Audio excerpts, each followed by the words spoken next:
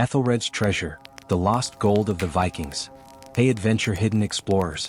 What if I told you that one of the largest treasures ever assembled in European history, a king's ransom in gold and silver, was paid out, then disappeared without a trace?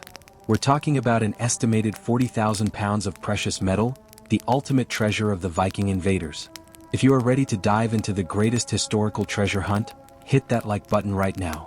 And if you're new to the channel, subscribe to join our expeditions into history's most baffling enigmas.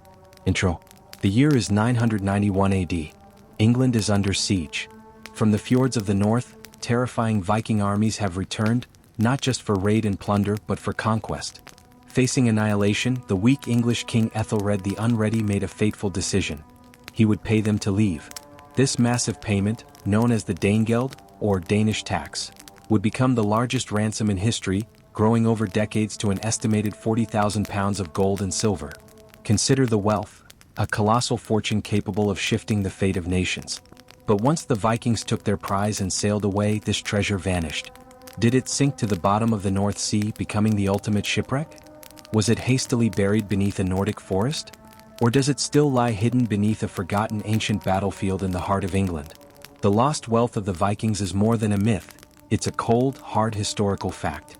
We know it was paid, but we do not know where it went. The ultimate treasure hunt is on, seeking the single missing hoard of the Danegeld. The enigma of Æthelred's lost gold awaits.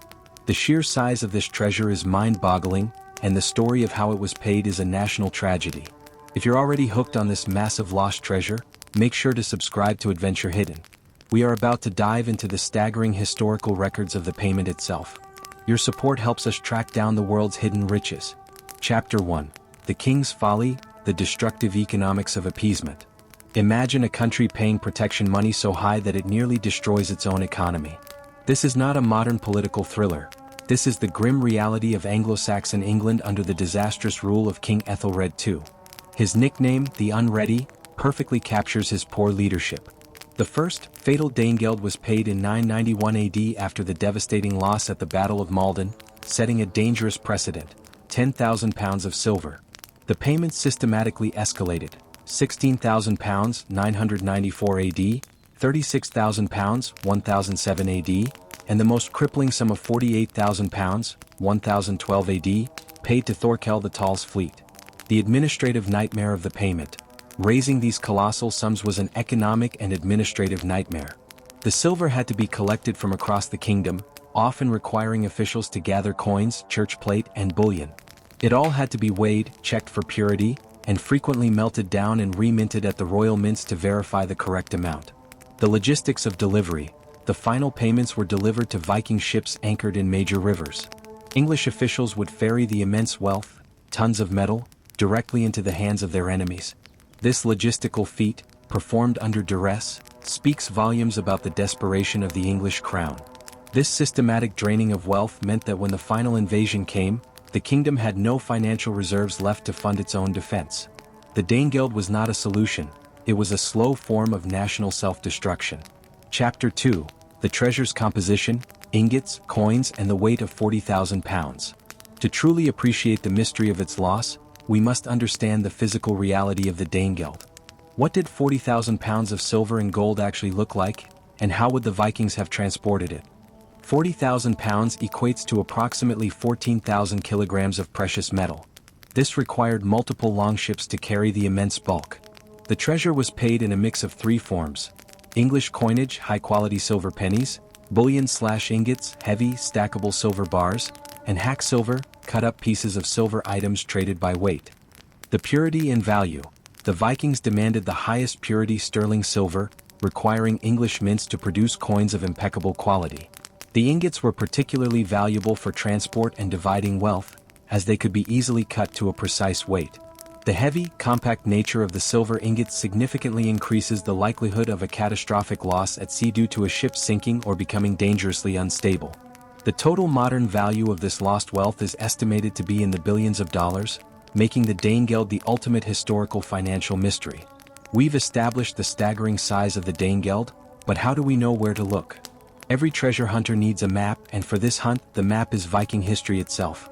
If you're ready to sail to the shores of Scandinavia and dive into the deep sea, hit that like button right now. And tell us in the comments, if you found 40,000 pounds of silver, would you bury it or spend it? Chapter 3. The Viking Routes and the Archaeological Fingerprints. The moment the treasure was loaded onto the longships, the clock started ticking. The Vikings were racing against storms, rivals, and the growing possibility of an English counterattack. The fate of the Danegeld was now tied to the perilous sea routes. The strongest proof that the majority of the Danegeld was not lost in England lies in Scandinavia. The Swedish island of Gotland is the most important site, where thousands of English silver coins from Æthelred's reign have been unearthed. This proves the successful transport and integration of the silver into the Viking economy. The tangible clues: the Cordale and Spillings hoards, real-life hoards like the Cordale hoard, England, and the Spillings hoard, Gotland, show us what the Danegeld looked like, a mix of coins, ingots, and hack silver. The missing link: the Scandinavian discrepancy. The problem is that the total volume of English silver recovered across Scandinavia still falls significantly short of the recorded 40,000 pounds paid. This missing percentage suggests loss on a massive scale. Furthermore, a portion of the Danegeld likely traveled far east, used by Vikings to trade along the Volga and Dnieper routes with the Islamic empires. The discovery of a major hoard in Eastern Europe could solve a significant part of the mystery. The financial gap remains the ultimate treasure hunter's target. Chapter 4. Key players, the men who paid and received the gold. This treasure hunt isn't just about anonymous ships and coins. It was orchestrated by real, powerful, and ruthless men. Understanding the specific individuals involved in the final payments gives us critical insight into where the treasure may have ended up. King Æthelred II, the payer. His tragic role was orchestrating the tax collection and payment, which are meticulously documented in the English records. Thorkel the Tall, the main receiver. The massive 48,000 pound payment was made directly to him. As a prominent Viking chief who operated extensively in England, he had strategic reasons to bury a portion of the wealth as a war chest for future campaigns, making an English inland burial a strong possibility. Nut the Great, the consolidator Nut, was the ultimate beneficiary. He collected one final, enormous Danegeld payment when he became King of England in 1016, which he used to pay off and disband his fleet. He took the remaining silver and established a stable North Sea empire. The majority of the Danegeld ended its life as the political and economic foundation of his reign, integrated into his royal mints. The complexity of these men's lives proves the treasure was subject to political risk, suggesting it could have been lost in a hidden vault belonging to a fleeting ally, not just a sunken ship. Chapter 5. The Maritime Tragedy, the North Sea's Hidden Graveyard. What if the Danegeld isn't under a field, but under the waves? The North Sea, the Vikings' highway, is also their graveyard. This maritime tragedy theory is perhaps the most plausible explanation for the single, large, missing hoard. The loss of just one longship, heavily laden with thousands of pounds of precious metal from the 48,000 pound payment, would account for a missing hoard of a staggering scale. The search focuses on treacherous areas like the Skagerrak Strait and the Dogger Bank, shallow sandbanks where heavily laden longships risked running aground or sinking during storms. The treasure here would be perfectly preserved by the cold, oxygen-starved seabed, potentially encased in its original wooden chests. This is the most dangerous but highest reward hunt for the missing Danegeld. So, we know a colossal amount of gold and silver went missing, possibly sinking to the bottom of the sea. But what if it was buried right here in England? We're about to reveal the secret historical locations where treasure hunters are searching right now. Don't forget to share this video with your fellow history buffs and tell us which theory you believe in the comments. Chapter 6. The English Hunt, from the fens to the fortified vaults. Forget the turbulent seas. The ultimate dream of the metal detectorist is finding the Viking gold right beneath their boots in a quiet English field. The inland burial theory is based on the military practice of burying excess wealth before battle or long journeys. Key search areas include the fens and marshlands. These isolated regions in East Anglia were perfect for secret, temporary burials.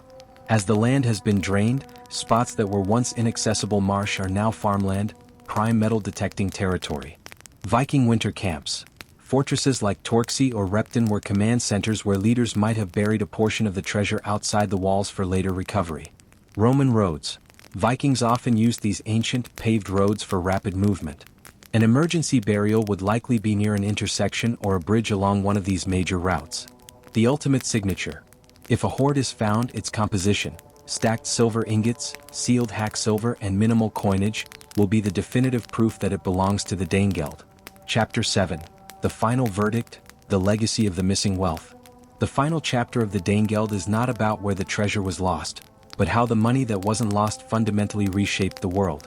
The ultimate irony is that the ransom bankrolled the conquest of England and funded the armies that eventually served Knut the Great. The silver was integrated into the Viking world, causing an economic boom across Scandinavia and transforming Viking leaders into powerful, legitimate monarchs. The Danegeld did not vanish, it was absorbed, becoming the circulating capital that built the political map of 11th century Northern Europe.